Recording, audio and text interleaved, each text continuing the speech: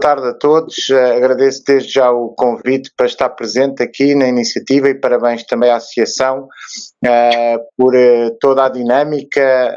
que fazem em prol da sociedade de cibersegurança, neste caso segurança de informação, mas que, conforme o Jorge dizia, é uma nova buzzword, não é? As minhas desculpas por não estar aí em presença, mas de facto tive que vir a Londres por motivos de projetos profissionais e, como tal, encontramos esta forma alternativa de participar. E, portanto, vou saltar aqui a minha introdução, somente dizer que eu atualmente tenho as funções de Managing Partner da DevOps Cyber Trust, sou cofundador da Integrity, que foi adquirida pela DevOps em 2021, e há mais de 25 anos, independentemente de se chamar segurança informática, segurança de informação, a cibersegurança, é um tópico no qual eu tenho estado ativamente a trabalhar. Na atualidade, mais na componente de gestão e na componente de gestão de cibersegurança, menos na componente técnica, e atualmente no contexto da DevOps Cyber Trust, onde temos presença em 18 países, na qual temos atividade e trabalhamos os tópicos de ciberresiliência, serviços geridos e applied security. Dito isto, a minha apresentação começa com um contexto do full glass cybersecurity, porque na atualidade quem gera cibersegurança, e nomeadamente os CISOs, têm o copo cheio com diversas pressões, com diversas questões sobre as quais têm que se preocupar no dia-a-dia, desde o threat landscape, a gestão de risco, a resposta a incidentes, as operações de cibersegurança, a consciencialização dos utilizadores, a pressão da área da conformidade e da regulação, a gestão das terceiras partes, o acompanhamento das auditorias, o reporting de incidentes, suportar um negócio, isto enquanto tem que gerir budgets cada vez mais apertados, e é o que eu ouço dizer quase em todas as reuniões que tenho participado aqui em Londres, enquanto se preocupam com aspectos técnicos e com a arquitetura de segurança, enquanto gerem as iniciativas, enquanto fazem gestão dos seus vendors, enquanto trabalham a parte da consciencialização da cibersegurança para que os utilizadores continuem a ser o calcanhar daqueles, em que atualizam a continuidade de negócio, a recuperação de desastres, métricas e a gestão e o interface com a gestão executiva das organizações. E, portanto, é muita coisa com a qual a gestão de cibersegurança hoje em dia tem que se preocupar, para além de várias outras buzzwords. E isto enquanto sabemos que os atacantes estão cada dia mais sofisticados e estão cada vez mais organizados. Na verdade, existem dados que nos indicam que o impacto e as perdas resultantes do cibercrime dobraram em 2 anos e que em 85% dos casos dos breaches envolveu efetivamente o elemento humano. E, portanto, é notório que o elemento humano é algo que ainda hoje em dia está deficitário, a forma como nós podemos colocar os utilizadores a bordo do contexto da cibersegurança. Também existem evidências, e nomeadamente quando o Conti Group desmantelou-se, que era um grupo que tinha elementos russos e ucranianos, e na altura do início do conflito eles desmantelaram o grupo, e a informação que foi leaked na altura mostra que este grupo tinha um departamento de recursos humanos, que tinha reviews de performance e até, imagine-se, tinha o empregado do mês. Isto mostra o quão organizado está cada vez mais o contexto do cibercrime. E existem footages no YouTube a mostrar call centers de scamming a operar, e dá para percepcionar que operam com processos, com procedimentos, com KPIs, com formação e com muita organização cada vez mais. E, portanto, a verdade é que hoje em dia o CISO tem que ser cada vez mais um super CISO, atendendo a tudo o que tem no seu copo para gerir no dia-a-dia. E não é por acaso que já existem estudos indicando um incremento de stress, burnout e fadiga em quem faz gestão de cibersegurança. Bom, a verdade é que hoje em dia existem vários frameworks que ajudam a organizar a gestão de cibersegurança nas organizações. Mas a verdade é que elas não estão a ser totalmente efetivas, porque nós continuamos a ver o cibercrime a crescer, os problemas a adensarem-se e muita dificuldade em colocar os utilizadores a bordo. E, portanto, estas frameworks são efetivas da perspectiva do control centric, mas não estão a ser tão efetivas quanto isso da perspectiva da abordagem global e no que diz a resposta à componente da ciberresiliência, onde vemos que as ameaças continuam a crescer em severidade e em frequência, que os programas de cibersegurança exigem cada vez mais investimento, que as fronteiras das linhas de defesa estão muito ténues, muito cinzentas, na verdade, é cada vez mais difícil de mensurar o apetite de risco das organizações, isto enquanto existe falta de talento, falta de capacidade e no momento em que a regulação continua a apertar as organizações. A forma simplificada que eu vejo a grande maioria das organizações a organizar-se, passa a redundância, é geralmente eles têm um modelo de gestão na Europa muito baseado em ISO 27001 e com base neste modelo de governo eles organizam a sua cibersegurança, da qual também resultam as operações de cibersegurança no dia-a-dia. E tipicamente existem dois estados, o estado no qual está tudo bem, está tudo em operações normais, ou temos um incidente crítico e caso o tenhamos, as entidades ativam o seu processo de resposta a incidentes, que esperemos que não, mas que pode levar à continuidade de negócio e à ativação do plano de continuidade de negócio. Bom, e tipicamente este tipo de abordagem endereça a componente dos processos, a componente da tecnologia, a componente das pessoas e a componente do negócio, porque na teoria, naturalmente, a cibersegurança deve ser extensível aos layers de negócio. Eu digo na teoria porque na prática não é isso que se tem verificado. Na verdade, os dois semáforos que eu hoje em dia coloco a verde é o dos processos e da tecnologia, porque já estamos distantes da altura em que nós, talvez há uma década, abordávamos empresas que não estavam organizadas, muitas delas nem sequer tinham um CISO, não tinham modelos de governo, e por mais estranho que pareça, era muito frequente há uma década existirem empresas que nem sequer processos, nem sequer políticas tinham definidas. E, portanto, este é um campo que continuamos a trabalhar, mas é um campo que já está muito mais endereçado, digamos assim. A componente da tecnologia também evoluiu, claro que continuam a existir problemas, claro que continuam a existir vulnerabilidades, claro que existem sempre melhorias, mas há alguns anos atrás havia empresas que nem sequer tinham mecanismos estruturados de patch management e esse tipo de problemas mais infraestruturais é cada vez menor e, portanto, diria que é uma componente que também está cada vez mais bem endereçada. A componente das pessoas, falámos disso há pouco, sabemos que mais que 85% dos breaches envolvem o elemento humano e, portanto, diria que o que estamos a fazer hoje em dia para colocar as pessoas a bordo, nomeadamente uma ou duas ações de formação por ano, está a ser insuficiente. E a componente de negócio é aquela componente que eu diria que está a vermelho, porque, na verdade, o negócio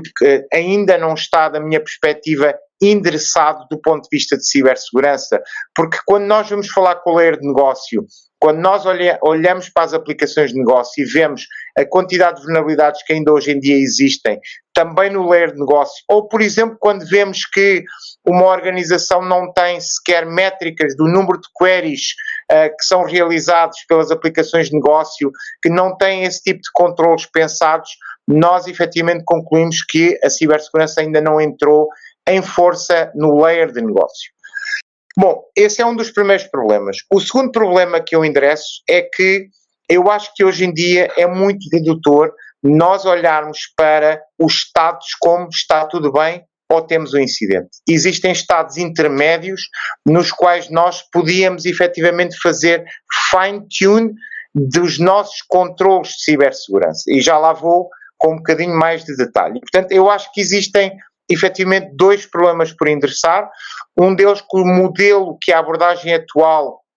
não endereça com a efetividade a componente das pessoas e do negócio, e o segundo em que hoje em dia temos um modo binário 0 e 1, no qual está tudo bem ou temos um problema. E uma forma fácil de explicar isto é, imaginem que trabalhamos numa organização, por exemplo, no setor bancário, e que sabemos que hoje existiu um grupo organizado que atacou 2 bancos, nossos competitors, na mesma geografia. Não nos atacou a nós, mas está tudo bem. Na verdade não está, não é? Porque temos indícios que a coisa poderá não estar bem, mas também não estamos no incidente e, portanto, onde é que estamos na realidade e deveriam existir, na verdade, de uma forma estruturada, estágios intermédios. Existem sempre coaches espetaculares e este não deixa de ser um que eu acho muito preciso, em que diz que os CISOs necessitam de construir uma cultura de ciberresiliência nas suas organizações. Isto quer dizer que toda a gente, desde o CEO até ao frontline employee, entende o seu papel na proteção da organização no que diz respeito às ciberameaças. E o coach é espetacular e toda a gente com quem eu falo na componente de gestão de cibersegurança diz-me, mas como é que eu implemento isto? Não é? Porque é uma frase bem dita, é um coach interessante, mas como é que eu coloco isto na prática? Como é que nós colocamos isto efetivamente nas organizações? E esse tem sido efetivamente um desafio. E, portanto, eu acho que temos efetivamente um problema endereçado, que é o cibercrime e a cibersegurança, hoje em dia ainda visto nas organizações como um risco vertical e não um risco horizontal, que existe efetivamente um gap entre o mundo CISO e os restantes cursos, que a gestão envolve quando o incidente acontece, mas não no dia-a-dia, e que a maioria dos controlos preventivos, detectivos e reativos são técnicos, mas não da perspectiva de negócio, não chegam ao layer de negócio. E, portanto, eu acho que é o momento de nós fazermos step up, mais que nunca, e a verdade é que nós, do ponto de vista da organização, temos que motivar as empresas, as organizações a dar o passo adiante. Porque se nós continuarmos a combater, também da perspectiva de gestão, os problemas de cibersegurança, com frameworks ou com armas de há 10 anos atrás, nós estamos um passo atrás do nosso competitor, neste caso, no contexto do cibercrime. E, portanto, dito isto, inspirado no modelo que é utilizado há décadas pela área militar, por exemplo, neste caso, pelo Exército dos Estados Unidos, em que eles se organizam com base em níveis de alerta e dispõem de processos e procedimentos pré-estabelecidos que devem ser ativados ou desativados de acordo com cada um dos níveis em que se encontram. E, portanto, a ideia foi, porquê que não trazemos este mindset para as empresas, para a cibersegurança? Se no Exército dos Estados Unidos até o cozinheiro sabe o que é esperado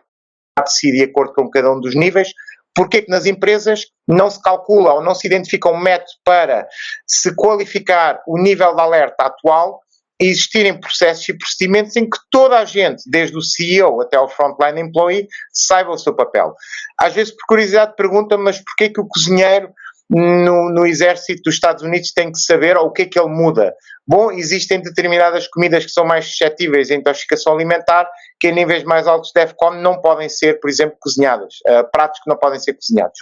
por exemplo. E, portanto, naturalmente que estamos a falar de uma granularidade, grande fine-tuning, e é isso que eu acredito que hoje em dia também precisamos. E então, inspirado nesta ideia, o que fizemos foi criar uma framework que ajuda as organizações que querem implementar este mindset a adotá-lo nas suas organizações. E, portanto, é um mecanismo simples no qual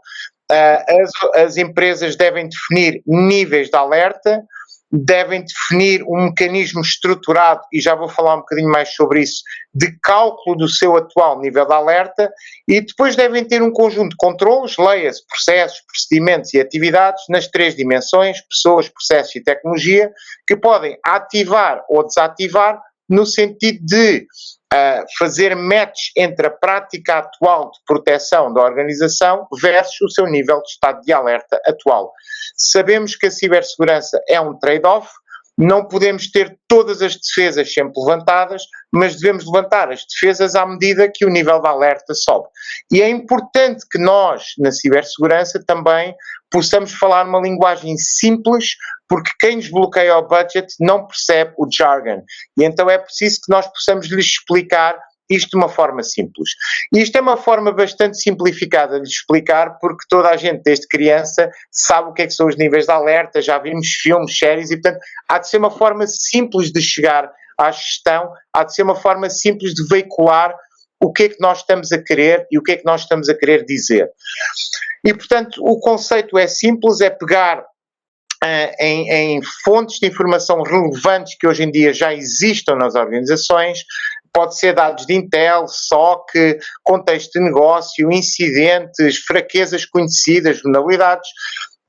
e a ideia é qualificar cada uma delas, dar um peso relevante a cada uma delas e ajudar as organizações a calcular qual é o seu nível de alerta atual. A ideia também parte do princípio em que cada uma destas sources tem um owner, e o método de calcular o nível de alerta que propomos na framework é um método combinado entre um método qualitativo e um método quantitativo. Ou seja, nós podemos, com base numa tabela de pesos, calcular qual é o nível de alerta, mas se algum dos responsáveis de uma dessas sources levantar uma bandeira vermelha, então o comitê de análise do nível de alerta reúne-se no sentido de administrativamente poder fazer upgrade do nível de alerta atual. E, portanto, associado a cada um destes níveis de alerta, deverão existir controles aplicados nas 3 dimensões e na subdimensão do negócio dentro da componente dos processos, naturalmente. Estes controles devem ser inseridos em planos contextuais, porque sabem que em grandes organizações podem haver determinados contextos diferentes, podem haver scopes diferentes e, como tal, nós devemos ter planos contextuais tantos quanto os scopes que quisermos endereçar dentro de uma organização.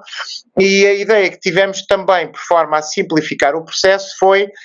que cada um destes planos contextuais que está associado aos níveis de alerta que estejam agrupados em 2 tipos de controle. Os controles RTP, nada a ver com a estação de televisão, são os controles Reduce the Probability, são controles que ajudam as organizações a reduzir a probabilidade que o incidente se dê. Imaginem, por exemplo, o sistema ABS do vosso carro, que ajuda a controlar o carro, é um controle adicional que ajuda a evitar o impacto. E depois temos os controles RTI, que são controles que assumem que o impacto vai acontecer, mas então têm como objetivo reduzir o impacto. Imaginem, por exemplo, o sistema airbag do veículo, que assume que o impacto vai acontecer e que o que faz é reduzir o seu impacto. E existem vários controles que nós podemos pensar na dimensão das pessoas, dos processos e da tecnologia agrupados nestes 2 contextos. Com isto em vista, efetivamente, criámos o Alert Readiness Framework, que é uma framework aberta, downloadable, grátis, na verdade, e, portanto, isto é um contributo que pretendemos dar à comunidade de cibersegurança, no sentido de ajudá-los a organizarem-se, pensando em implementar o sistema de níveis de alerta nas suas organizações. E documentámos, então, a framework, que antes de mais nada tem um capítulo no qual introduz este mindset, ajuda as organizações a adotar a framework, ajuda a implementar o nível de cálculo do nível de alerta, sugere e agrupa controles em cada uma das dimensões, e vou dar exemplos de alguns controles. Por exemplo, imaginem do ponto de vista tecnológico, à medida que o nível de alerta sobe, eventualmente podemos aumentar a granularidade de logging, podemos aumentar a sensibilidade dos mecanismos de detecção e prevenção, podemos, por exemplo, desativar determinados serviços. Da perspectiva de negócio, podemos, por exemplo, optar em passar transações para back-office, podemos reduzir thresholds, podemos reduzir montantes de transação, podemos desativar acessos a terceiras partes, podemos desativar VPNs, podemos adaptar, ajustar comportamentos. E, portanto, isto é o que a framework ajuda, e no último capítulo ajuda as organizações a alavancarem tecnologias de GRC por forma a suportar este mindset. E, portanto, tivemos a colaboração de diversos consultores da DevOps Team Cyber Trust, vários colegas em vários países, no sentido de documentar e de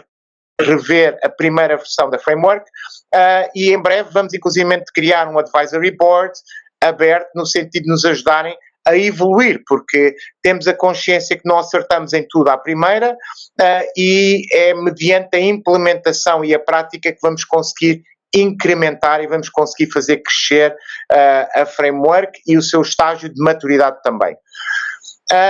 Como sumário, basicamente o que a framework ajuda é entender o contexto e o scope, definir quais é que são as fontes de informação e os seus inputs. Naturalmente que a análise de risco tem que estar como coração da framework no sentido de ajudar a identificar quais é que são os controles que devem ser associados a cada uma das dimensões em cada um dos níveis, e depois é o ciclo de implementar, de monitorizar e de otimizar ao longo do tempo. Falando com um bocadinho mais de detalhe, portanto, na parte do cálculo do nível de alerta, o que fazemos é identificar fontes de informação.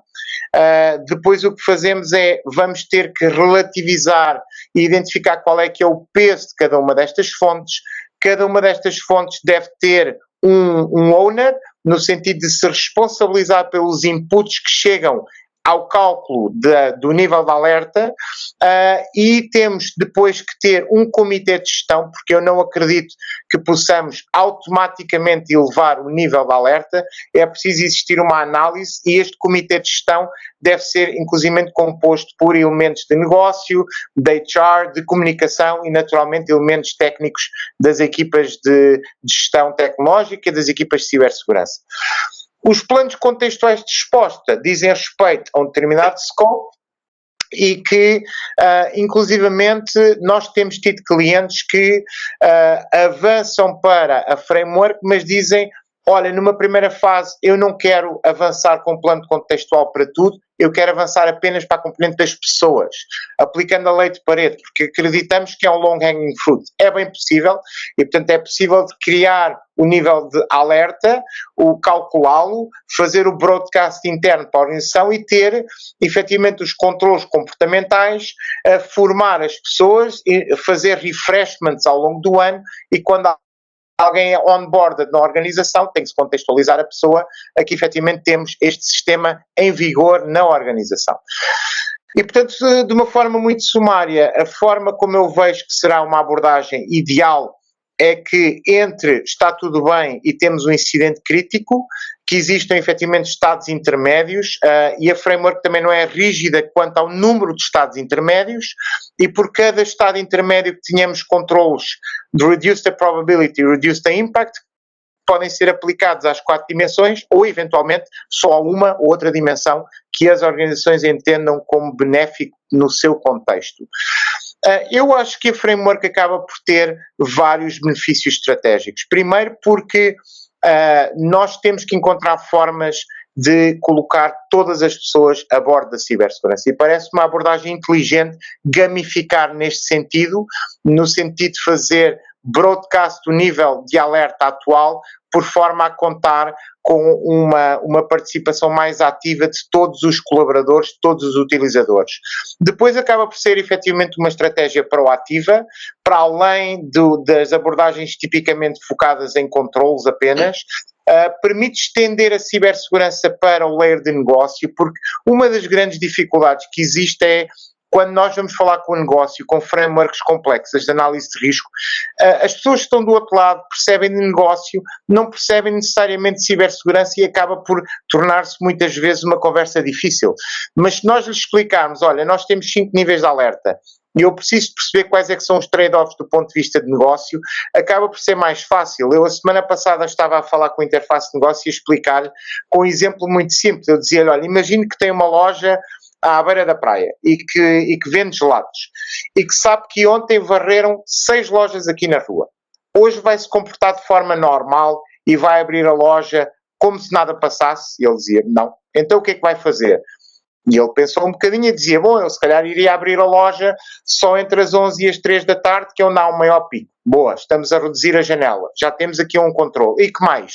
Boa, eventualmente talvez não ia ter tanto dinheiro na caixa para trocos. Boa, e portanto é isso que se pede ao negócio, é que se pense, mas de uma forma simples, sem utilizar as metodologias típicas que acabam muitas vezes por ser mais complexas. E, portanto, acho que uma das vantagens é ser uma forma simples e efetiva, e estamos, na verdade, a aproveitar uma estratégia que já existe noutras indústrias há décadas. Uma pergunta muito típica tem a ver com como é que nós convivemos com os outros frameworks, nomeadamente com a ISO 27001, com o NIST Cybersecurity Framework ou com outras. E a verdade é que estamos apenas a complementar, porque a forma de olhar é apenas uma forma de reagrupar as coisas de uma forma diferente. E, portanto, é perfeitamente compatível e é complementar com todos os outros standards e frameworks. Não substituímos nenhum processo exposto a incidentes, não substituímos a continuidade de negócio, porque nós, conforme eu expliquei,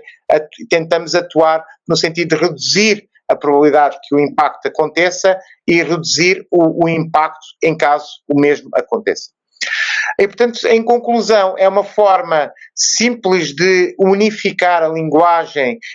para o comum dos utilizadores, é proativo, é integrativo do ponto de vista organizacional, permite envolver toda a gente, temos uma forma estruturada de dar uma resposta e é efetivamente uma forte abordagem ao tópico que hoje em dia está na moda, que é a resiliência cibernética. E acaba por ser tão fácil de explicar que em menos de meia hora acaba por se conseguir que qualquer pessoa perceba o que é que estamos a dizer e o que é que estamos efetivamente a fazer.